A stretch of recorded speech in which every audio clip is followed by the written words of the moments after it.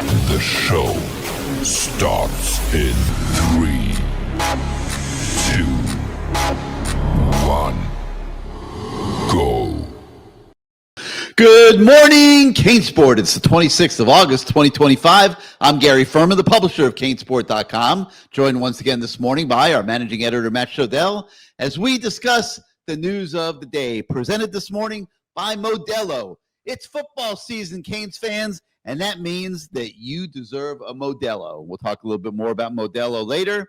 And also by Caneswear. It's time to stock up on all your Canes gear for the season, and they've got it in overflow fashion at Caneswear in Davie.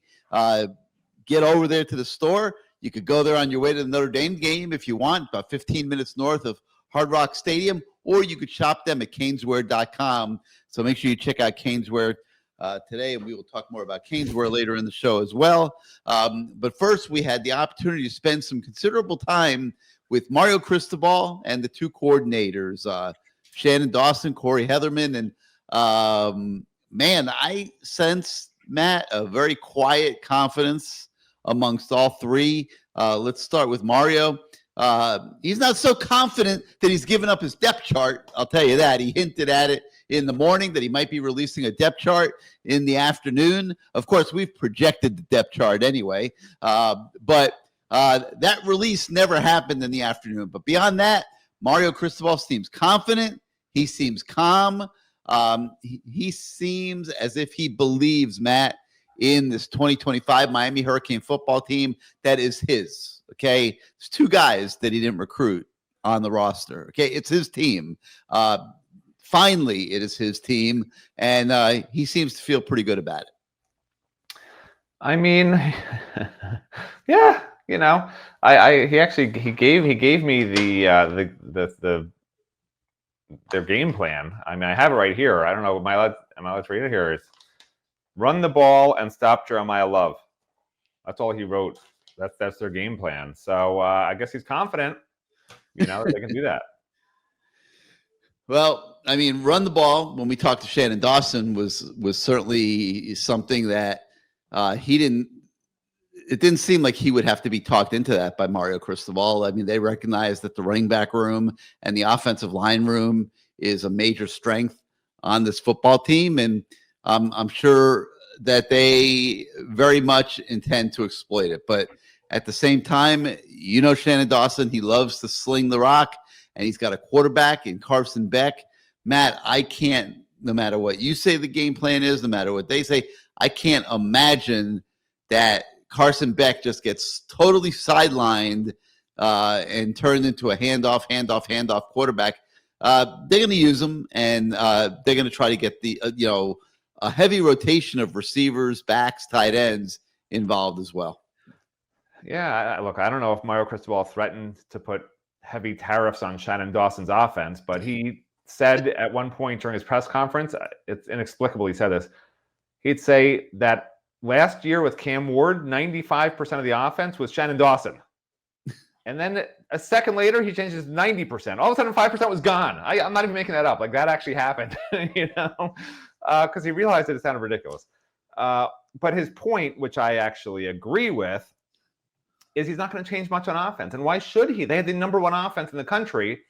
And that's why I keep saying it's going to be really interesting to find out if this was Cam Ward's offense or Shannon Dawson's offense, because Carson Beck's a much different quarterback. They have a totally different wide receiver room, tight end room. The offensive line's going to be better, and a lot of those guys return, but you get the point. There's a lot of new pieces. And if those same pieces can be a top 10, even a top 20 offense, scoring offense, then Shannon Dawson is an offensive mastermind. This is a program that finally has to hit, everyone keeps talking about, Mario Cristobal building the roster, blah, blah. The biggest problem that this program has had is they cannot get on the same page, not with each other, but with the offense and defense both being top 20 in scoring offense and scoring defense in the same year. And, I put for a perfect example, I have an article this morning. Since 2015, I don't rank, the NCAA ranks it, but I listed the rankings. These are not the Matt Shodell rankings. These are the NCAA official rankings of the scoring defense from Miami since 2015. And if I told you that in the last 4 years, okay, actually, sorry, the last 5 years, their rankings on total defense, and this is with multiple defense coordinators, obviously, 51st, 82nd, 66th, 42nd, and 70th last year. That's in scoring defense. They need to get both of those sides together. So Mario Cristobal spent a ton of money this year on the defensive side. The key now is that the guys that he didn't spend the big money on, right? The average receivers who never had more than 500 yards in a season, right? The 3 transfers at Power 4 programs, sorry. Didn't add really much at running back in terms of a top back. It's got a complimentary back. And they added a center who could be good and who I think will be good. And that's pretty much, and obviously Carson Beck was the big money guy on offense, but Carson Beck really is the only guy on offense that's a difference maker. On defense, you have a defensive tackle I think can be a difference maker. You have a linebacker who they think can be arguably the best player on defense along with Ruben Bain in Mo Torre.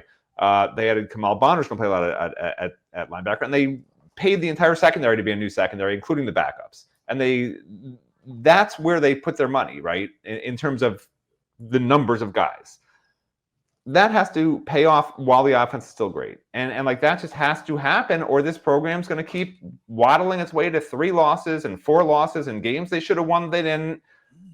Because until you're good enough on both sides to be fairly dominant against most teams, you're going to wind up in these close either way battles. Miami could have lost 3 more games last year. That's what nobody still remembers. Miami could have lost 6 games last year. And to hear Shannon Dawson say it's the same offense, we did the same stuff last year, we're going to do this year. I don't know, that's like telling Russia you're not going to put any tariffs on them. Like, why would you tell the opponent you're going to run the same exact offense? And B, if it works, like in the old school Miami days, they didn't care. Like, we're going to run what we run. We don't care if you know it because we're better than you. We're going to smash your mouth with the ball and just score and do whatever we want to do because we're better, bigger, faster, stronger, the whole thing. We're going to find out if Miami's there. And I'm, by the way, I'm not convinced that Miami on offense is there. I think Miami will end this year. This is the Matt Shodell horrible prediction of the year. HOP, the HOP, horrible prediction. Horrible prediction of the year. Happy. I'm very happy. I'm a very happy person. My happy prediction is the defense will rank higher than the offense in scoring defense for a scoring offense nationally. That's my happy of the year. Okay, that's fair. Yeah. That wouldn't shock me either. The offense has to be good. That's the point, right? If the defense is 30th and the offense is 32nd, that's not a real good team. They need to have both those in that top 20 range to really be a high caliber playoff team. Consistent team. Well, the words I'm hearing from the head coach are momentum, excitement, energy. And, like I said, he was in a complete state of calm, considering a game of this magnitude was only 5 days away now, or 6 days away at that point. What would he have to do for you to say he was nervous, or I don't know what when's he not? He wasn't appear to be calm. He wasn't abrasive or anything like that. You think he's more calm this year? You're saying in the last 3 years? That's what you're saying? I'm not understanding. Just for the people out there who are like me and are just dumb and don't understand what you're saying. I look at the amount of work that he has put in since Miami last played a game, and hours and the emotional investment that he puts into it, and it's all enormous. And I can only imagine what's really going on in his head. Like, he's been building 4 years for this, and this is the moment for him to make his breakthrough here at Miami. I have no problem saying that. There's no question in my mind about it, that this is the time he needs to do it.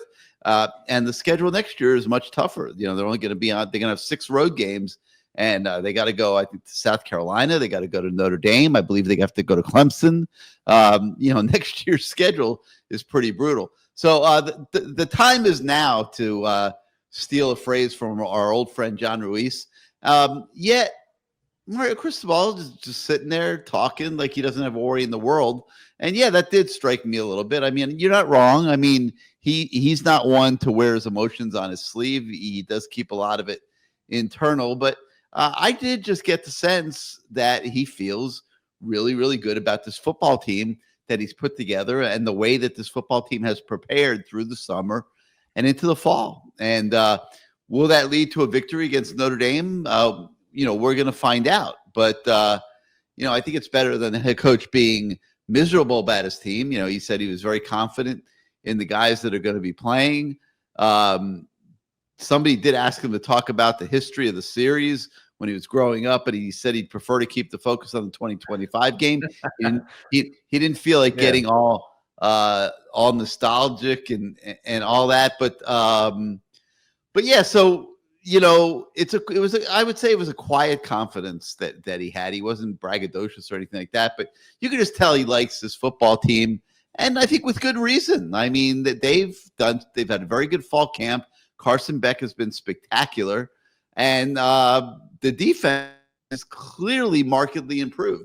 So if you're the coach of that football team with those characteristics, Matt, you do have a lot about.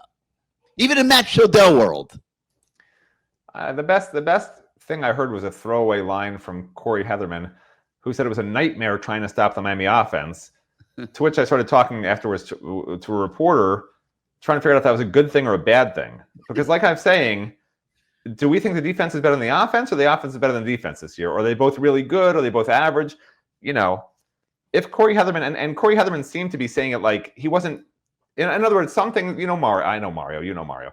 Some things Mario says are pre-planned. Like he goes in, he is so structured and disciplined in how he thinks and what he lets come out of his mouth that every word he says is carefully articulated.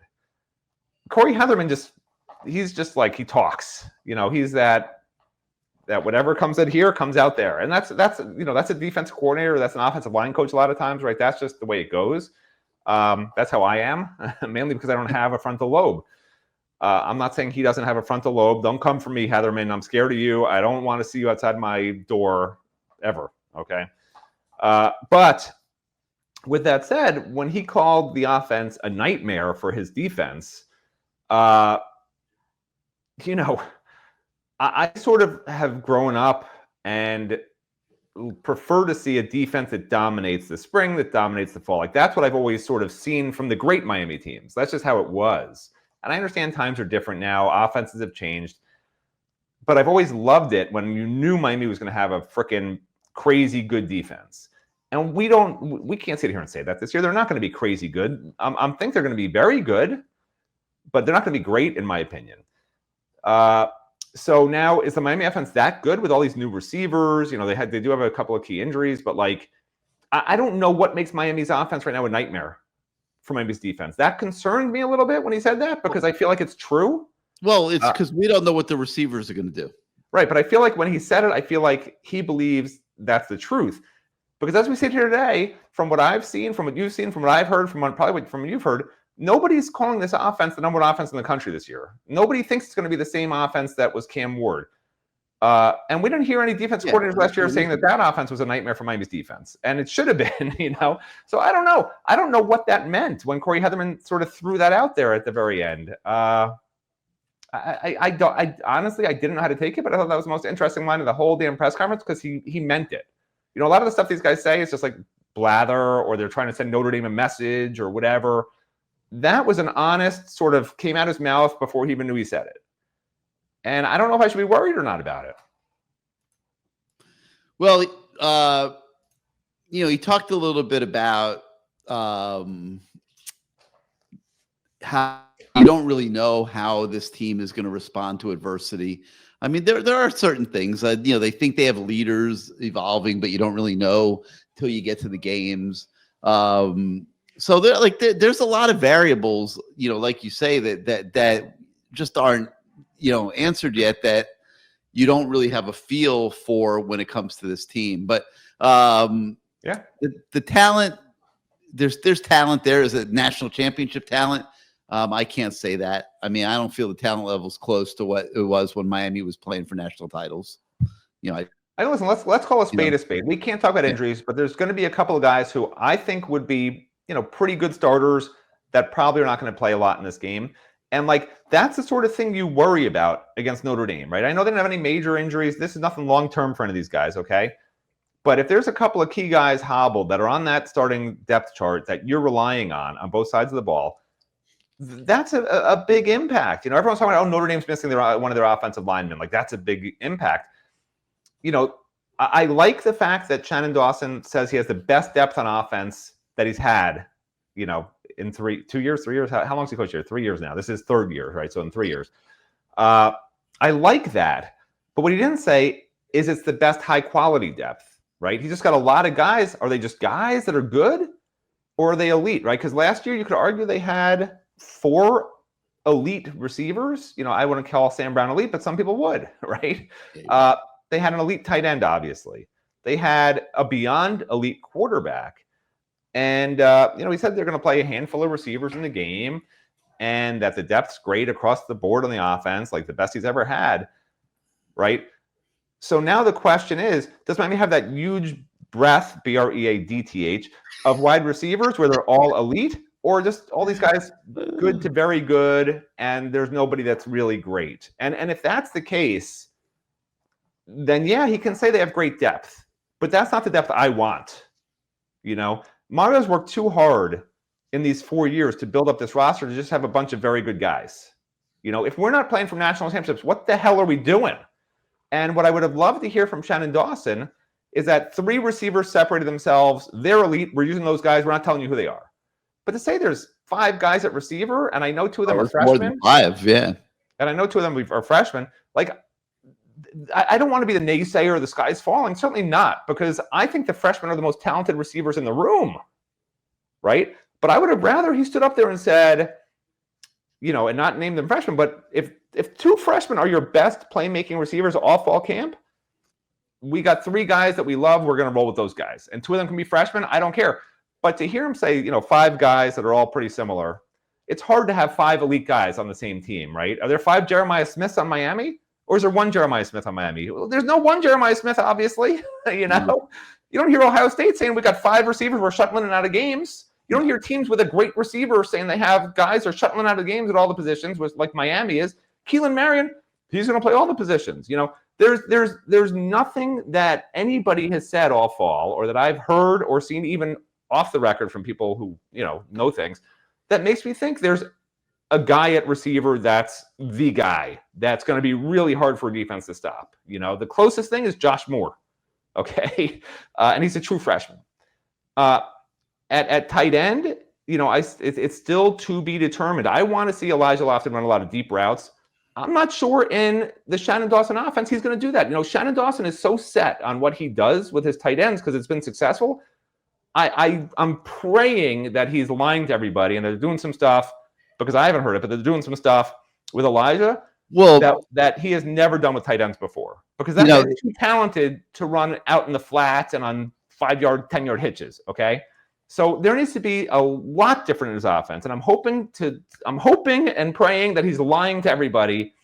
I don't have the ins and outs of the game plan for Notre Dame. I don't think any reporter does. I hope no reporter does. But I'm praying that he's drawn up some of these plays for these guys that we know they should be doing different than what he did a year ago. The run game should be doing different things than they did a year ago. Make your offense about the personnel and not your system. That's my thing. And if Shannon Dawson doesn't do that, it's a major disservice. In my opinion. It was funny. My horrible opinion. Because I asked him, you did. I was talking about how, in my eyes, this offense is going to have a whole different look this year. Like, right. And he said, no, it's going to be the same. No, and I was like shocked. Like, how can that possibly be? Like, it has to look different, or it's not going to work as well as it could. Yeah. He's got a whole different set of personnel. Yeah, but I was shocked when he said no. What I was suggesting was that Cam Ward improvised a lot last year, which he did. But that's the whole 95% we were talking about. Correct. He did, and he said it did, and that's what everybody remembers. But 95% of the time, we were running the same damn plays we're going to be running this year. And he might run a boring offense with Cam Ward, except for a couple of plays a game. We all saw it. It was just boring offense, but it worked. I was shocked though that he said no. There's no reason for him to lie. I think what he said is the truth. I think he thinks his offense is so sound that other teams can't stop it. This is the hubris. You can look it up, Gary. HUBRIS. You have a lot of it. This is the hubris that all coaches have. They tend to think their players are the best, and they know that their offense is the best. They know that their defensive system is the best. Nobody can stop their system because they developed it. They came up with it. They know the ins and outs of it. They know why it works. When other people that are offensive coordinators figure out their system, it's almost like denial, and God forbid that Shannon Dawson goes into this game thinking that his same offense from last year is going to work, and it doesn't, because I don't think he has a plan B based on what he said yesterday. Yeah. This is why I have my fingers crossed and I'm praying. I'm doing the whole thing, and I want Miami to be a top 20 offense, and I want this all to work. The wild card, and Carson Beck looks great. Carson Beck's going to be great. The wild card is Shannon Dawson now. I've totally revamped everything I thought on this offense. Wide receiver is no longer my question mark. Shannon Dawson is the biggest question mark on this offense, period. That's my new opinion. I'm sticking by it, and I'm praying that he answers the question mark with an exclamation point. Yeah, well, he made it clear that he's not going to be abandoning the running game, that he recognizes that the running backs and the offensive line are the strength of his offense. And for starters, that's going to be a little bit different last year, because Cam Ward, every time he called, half the time when he called running plays, Cam Ward would audible out of them and make them passing plays. Correct. I don't know if that's going to be happening with the same regularity this year. I really don't. Well, did you hear how scared he was about the takeovers Notre Dame has? That was last year. Mario and Shannon Dawson would not stop talking about how Notre Dame gets takeaways and turnovers, and that's what they thrive on. That was last year. Don't be scared of last year's Notre Dame team. That's my advice. Do what you do. Don't pack in your offense like a freaking soccer team with a 3-0 lead. You got to attack down the field. You can't win games being conservative against Notre Dame. I'm sorry. You got to respect them. They're number 5 in the country. They played for the national title last year. I do not respect them until they earn that respect. I don't respect Notre Dame. Are you kidding? No, light them up. What are you talking about? They were so good last year. Let them earn it. We'll just run the ball up the middle and hope our defense can hold up. Let them come to Miami and earn it. All right. So we also did speak to Corey Heatherman yesterday, which is interesting because we haven't really had a chance to speak to Corey Heatherman a heck of a lot. And, he's had a tough ride. He had to come in, he had to get to know his personnel. Then they had to go out and get more personnel, and he has to put it all together in his schemes and teach his schemes. So he's had a lot on his plate now for the past several months, but he also seemed very comfortable with what they've done in training camp and how they're looking in the scrimmages. And, we've seen a lot of it, and he has reason to be optimistic. His defense was doing well through practices, and you weren't seeing a lot of mentals out there or anything along those lines. They weren't giving up a ton of big plays over the top. So the defensive outlook does, Matt, to back up your boast, does look relatively good going into the season. And yeah, wouldn't that be something if the defense was better than the offense in the NCAA team stats at the end of the season? Yeah, I think they will be. But, I love Corey Heatherman to death because he's going to probably murder me after things I say this year. So that's why I love him to death. I'll be dead by his hand. But because I can't help myself, Corey, I'm sorry. I'm a terrible person. A glass half empty, as a reporter told me yesterday, which is true. I agreed with him immediately. The reporter, that is. But Corey Heatherman, is Minnesota one of those states where if you tell a lie, you get arrested or something? I don't know, because he doesn't lie. Someone asked him about, was it you who asked about defensive tackles? I don't know. Somebody asked about the defensive tackles. How are the defensive tackles looking? And he says, does this sound like a guy who's thrilled with his defensive tackles and is really going to put the scare into Notre Dame with his verbiage? He said, in practice, we've knocked the line of scrimmage back a little bit. We have a good group of guys that can rotate in there. That's literally what he said. He didn't say with that intonation. But those are the words he said. He didn't say they're great. He said they're good. He didn't say they're consistently knocking the line of scrimmage back. He said they do it a little bit. He doesn't know how to lie. The defensive tackles are a problem. He basically just told Notre Dame that yesterday, which we knew, but now everybody knows it. So listen, Corey, my one word of advice, you're in Miami now, lie like everybody else. There's no point telling the truth. It doesn't help anybody. All right. Well, one thing I don't have to lie about is Caneswear. And Caneswear is without question your ultimate destination for all your Canes gear. And they're up there in Davie at 2655 South University Drive, right next to the best sub shop in South Florida, La Spada. So if you want to go by on your way to the game on Sunday night, you can, and pick yourself up some subs for some tailgating. You won't be disappointed. But at Caneswear, they literally have everything the Canes fan could possibly want, from T-shirts to jerseys to polos to hoodies to hats, flags, decals, magnets. They have all sizes for men, women, kids, babies. They even have gear for your pet. So, hey, if you need a table and chairs for a tailgate for Sunday night, you don't own it yet, you can go by Caneswear. They'll hook you up with your tables and chairs. They even have gear for the Dolphins, the Panthers, Inter Miami Soccer. There's no better time than now to get stocked up for the new season than by going to Caneswear or shopping at caneswear.com. It's more than a store. It is an absolute experience. And again, the address, 2655 South University Drive in Davie, or they're always open at caneswear.com. So visit the store at 2655 South University Drive in Davie, or go to caneswear.com to stock up on all your clothing needs for this upcoming exciting Miami Hurricanes football season. And, since you're going to go tailgate after you go to Caneswear, you're going to buy your subs at La Spada. Well, you need some beer to drink at your tailgate, and that's where Modello comes into play. The football season's here, and Modello thinks that Canes fans deserve themselves a Modello or two. And college football season is Modello season, so reward your full-time fandom with an ice-cold Modello, which is the official beer sponsor of the college football playoff. And the Modello recruiter, he's back in action. Looking to reward full-time fans for their fandom, and he thinks that there's no better way to do it than with an ice-cold reward of a Modello. And the fact that you're listening to this show means that you qualify as a full-time fan. So some things in life are just made for each other: peanut butter and jelly, macaroni and cheese, Modello, and college football. So you live and breathe football, and that makes you the full-time fan who deserves a Modello. So go grab yourself a Modello today and get ready for game day and the entire football season. You won't be sorry. Modello is a phenomenal brand of beer. Enjoy it for your tailgates. Enjoy your clothes at Caneswear. We thank Modello. We thank Caneswear for being a sponsor of Good Morning CaneSport.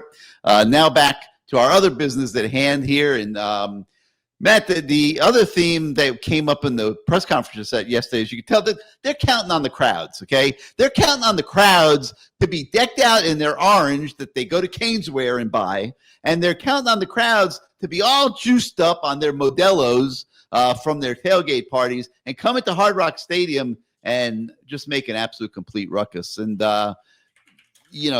these guys didn't experience 2017, Matt, but 2017 was the last time that this stadium, was blowing the top off, so to speak. And I'm expecting to see that on Sunday night, and that's going to create a pretty serious environment, I think, obviously, for Notre Dame. Yeah, I mean, that 2017 game was awesome. Yeah, I mean, back in the day, the press box of the old Orange Bowl was on top of the home side of the bleachers. And games like this, I mean, I'll never forget. Fans used to stamp their feet, right? And the press box we'd sway in the press box. Hard Rock Stadium is made out of concrete, but I'm expecting some of that concrete to start cracking. I think that we'll be going like this, maybe a little bit up there. I don't know, but like that's the kind of atmosphere that needs to happen. And one of the former Notre Dame players was saying that game back in the day was 2017 or whatever was like the loudest he's ever heard a stadium. I think it's going to be just absolutely nuts, which is why I'm bringing my hearing aids, my earplugs, and I'm too old to go deaf. I still need to be able to hear my wife. She says I don't listen to her anyway, so I can't. Actually, I guess if I don't use the earplugs, I can use that as an excuse that I went deaf from the Miami Notre Dame game. So maybe that's actually a better idea. I still think this is going to be a very physical knockdown, drag out game. I really do, and that. If you're Notre Dame, you want to take the crowd out. Like, they remember 2017, and that's a great way to do it. Take the air out of the football, so to speak, and run the ball. That's the strength of their offense anyway. And that's what I'm expecting to happen. The question is, will the Canes Nation hang in there through what could be some boring football if that's what Notre Dame chooses to do. And Miami, too, could choose the same strategy of a heavy dose of running the football. So it's going to be interesting to see, fans, you got to hang in there. Even if there'll still be third downs, there'll be things for you to yell and scream about. Don't let Notre Dame put you into a slumber in this game the way Matt Shodell does on Good Morning CaneSport mornings. Okay, don't allow that to happen. The crowd is a big X factor in this game, and you can tell the coaches are relying on it. All right, so other things that are on the website today. This morning, we also take a closer look at that Miami defense of Corey Heatherman's, highlighting the strengths and weaknesses as the team looks to put last year in the rearview mirror. Matt, you called the defense the strength. I mean, not the strength, the key to beating Notre Dame. You're not convinced that the defense won't be the higher ranked unit this go round in the 2025 season. What makes you come to that conclusion? Well, first of all, you should reach out. I've been researching earplugs. Uline Bell earplugs. They should be a new sponsor. You should say, fans that don't want to hear Matt Shodell on the morning show, you can get the earplugs. You don't have to listen to my annoying voice. It's like perfect. And I was thinking about it more. I definitely recommend, if you're one of those people like me who you can't do two things at once, you can't listen and do something else, and your significant other is always saying you don't listen to them, don't wear earplugs to the game and then just blame the game the rest of your life. Say, oh, that game in 2025 between Miami and Notre Dame, I blew out my ears. That's why I can't hear what you're saying. I can't remember what you're saying because Hey, if they drink enough Modellos out in the parking lot, they won't know the difference. Well, that's temporary, I believe. I don't know how much you drink and how often, but I don't think that's permanent like hearing loss would be. I don't know. I've never had a Modello, but after reading that spot, I'm going to go check one out. Yeah. Well, yeah. I mean, I do in terms of Miami's defense. I'm high on Miami's defense.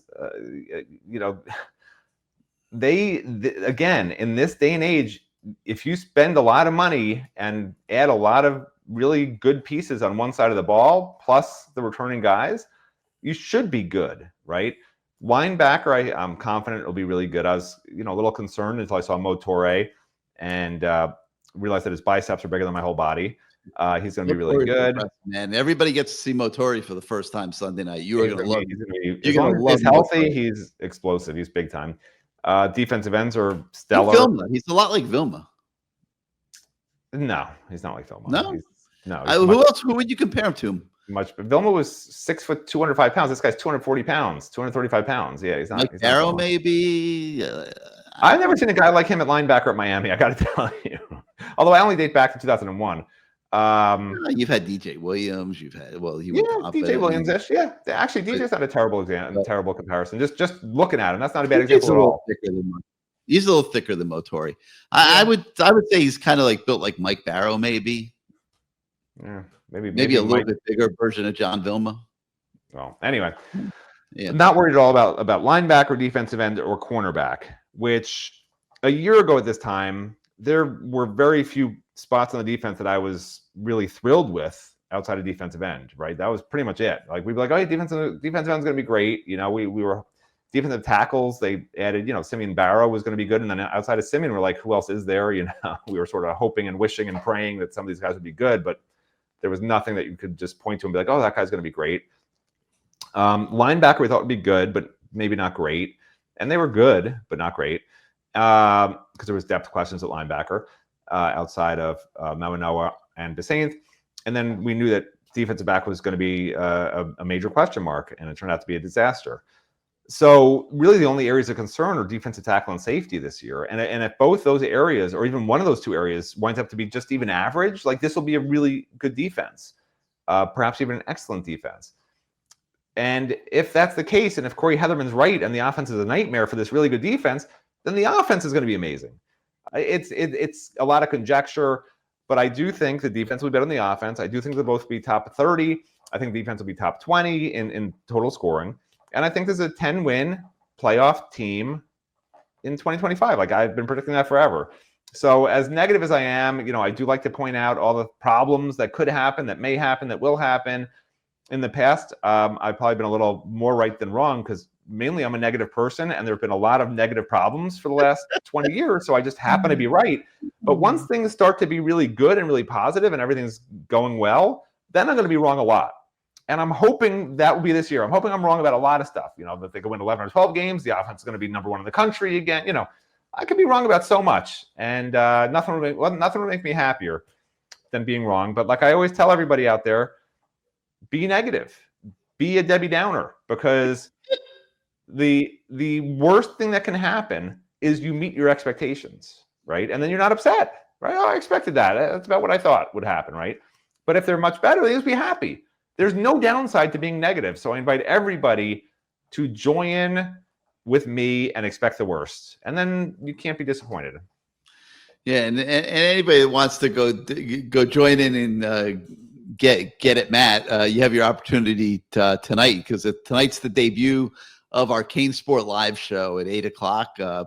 It's the fan show. It's the show where the fans get to say what's on their mind and drive the show. And Matt and I are there to answer questions and help facilitate that. But it's one of the more fun things that we do during the football season every Tuesday night, CaneSport Live. So I will try to smile once. I will try to smile once on the show. This is a smile. Well, make sure that if I do that once, I'll be happy. If you've never been part of our CaneSport live show, make sure you come check it out at 8:00. We'll have the link on our website. If you'd like to be on the show, you could shoot me an email at CaneSport@yahoo.com, CaneSport@yahoo.com, and we will sign you up to be a guest on the show. We got a lot of great fans that come on fairly regularly and have a lot of fun with it. So CaneSport Live tonight at 8. Make sure you come check it out. And like I said, if you want to be on the show yourself, email me at CaneSport@yahoo.com. Couple other just program notes for what's on the website today. We've got a story on Baltimore, Maryland, St. Francis Academy 4-star 2026 linebacker DQ Forkpa. He made his debut in Broward County this weekend, and we caught up with him. And he planned to commit July the 12th. Now he has an open commitment date, but Miami remains involved. Find out what he's saying in that story. Plus, find out the status of recent commit DeMarcus DeRoche. Has he shut things down? Well, we'll let you know. So check out that story that's on the website today. Miami's expecting over 100 recruits at the game this weekend. We've got the list on our message boards, so you could check that out. And if you're not yet a subscriber to CaneSport.com, so you don't have access to those message boards, please come on over to our website. For $1, you get your first week, and you can test drive everything out. You will not be sorry. I think you will love the site, and you'll want to be part of CaneSport forever, which hopefully is the case, so that we can continue to do what we do every single day to make you guys the most informed college football fans out there of any team. That's our goal, and we are committed to it. And but we can't do it without your support. And we've got so many great subscribers that have been with us all through the years. And even when we've had to change networks and move our site, they've come with us. And you will not be sorry if you come on aboard and join CaneSport.com. So make sure you do that. We'll be talking to some players later today. We'll have that on the website for you later on around midday. And beyond that, that's going to do it for this morning's Good Morning CaneSport. We thank you so much for starting out your day with us. For Matt Shodell, I'm Gary Ferman. Thank you again. We will see you on CaneSport Live tonight at 8:00, and then again next time on our Good Morning CaneSport show. Thanks, everybody.